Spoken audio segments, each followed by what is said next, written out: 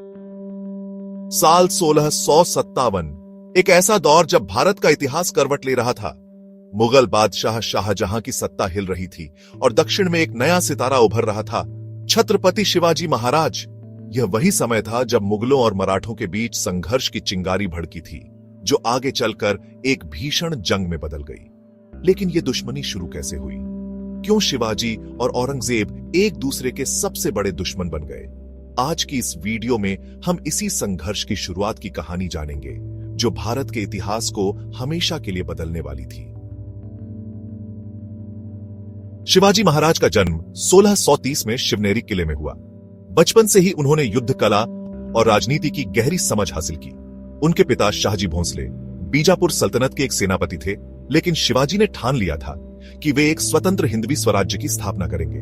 1645 में महज 15 साल की उम्र में उन्होंने अपनी पहली रणनीतिक चाल चली और तोरणा किला जीत लिया। इसके बाद उन्होंने एक के बाद एक कई किलों पर कब्जा किया और मराठा साम्राज्य की नींव रखी। लेकिन इस बढ़ती ताकत को मुगल सल्तनत कब तक नजरअंदाज कर सकती थी? उधर मुगल सल्तनत भी मुश्किल दौर से गुजर रही थी। शाहजहां बीमार थे और उनके बेटों औरंगजेब और दारा शिकोह के बीच सत्ता की लड़ाई छिड़ चुकी थी। इस बीच शिवाजी महाराज ने अपनी छापामार युद्ध नीति से मुगलों के इलाकों में हलचल मचा दी थी। 1657 में शिवाजी ने मुगलों के नियंत्रण वाले अहमदनगर, झुन्नार और सुपे जैसे कई इलाके जीत लिए। इस पर काबू पाने के लिए औरंगजेब ने अपने सेनापति नसीरी खान और कारतलब खान को भेजा, लेकिन शिवाजी महाराज की गुरिल्ला युद्ध नीति के सामने ये सेनाएं टिक नहीं सकीं।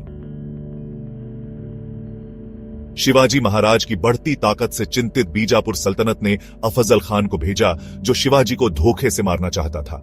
लेकिन इतिहास गवाह है कि किस तरह शिवाजी महाराज ने अफजल खान की साजिश को नाकाम किया और प्रतापगढ़ के युद्ध में मराठाओं को बड़ी जीत मिली।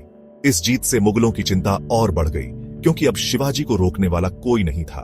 और यही वह मोड़ था जहां औरंगजेब ने ठान लिया कि वह शिवाजी महाराज को हर कीमत पर खत्म करेगा। जब से औरंगजेब मुगल सम्राट बने थे, शिवाजी उनकी राह में कांटा बन गए थे। उन्होंने सबसे पहले 1657 में सीधे औरंगजेब का विरोध किया, जब वो शाहजहां के दक्षिण अभियान का नेतृत्व कर रहे थे। तब औरंगजेब बीच में ही अपना दक्षिण अभियान छोड़ मध्य भारत के लिए रवाना हो गए थे, ताकि वो मुगल ताज की लड़ाई लड़ सकें। शिवाजी छापामार लड़ाई में बड़ी मुगल सेना से कहीं अधिक पारंगत थे।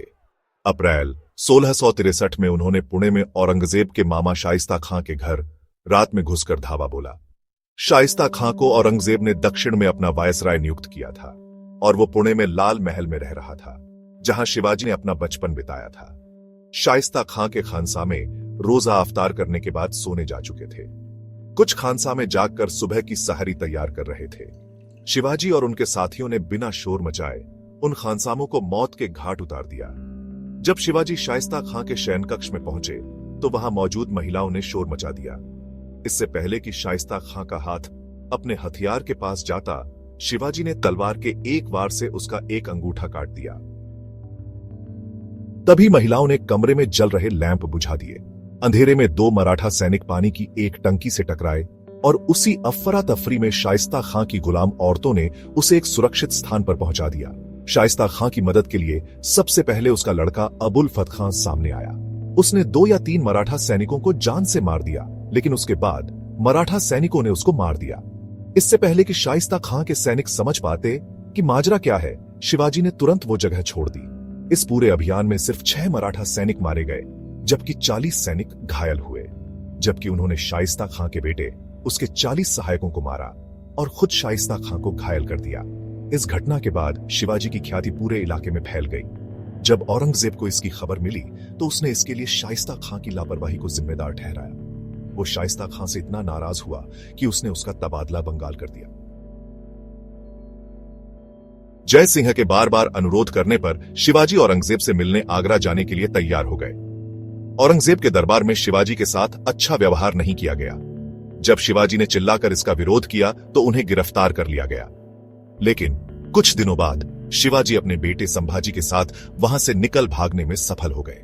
इस बात की बहुत संभावना है कि शिवाजी उन सैनिकों को रिश्वत देकर निकलने में सफल रहे जिनको उनकी निगरानी के लिए लगाया गया था। लेकिन कुछ इतिहासकारों का मानना है कि वो उन बड़ी टोकरों में बैठकर निकल भागे जिनमें ब्राह्मणों के लिए दान का सामान भिजवाया जा रहा था। इसके बाद उन्होंने साधु का भेष बनाया और पैदल चलते हुए वापस अपने राज्य पहुंच गए। तो ये थी शिवाजी महाराज और मुगलों के बीच संघर्ष की शुरुआत। लेकिन ये तो बस आगाज था। आने वाले समय में क्या हुआ, कैसे शिवाजी महाराज ने औरंगजेब की विशाल सेना को धूल चटा दी, इन सारे सवालों के जवाब जानने के लिए हमारी अगली वीडियो जरूर देखें।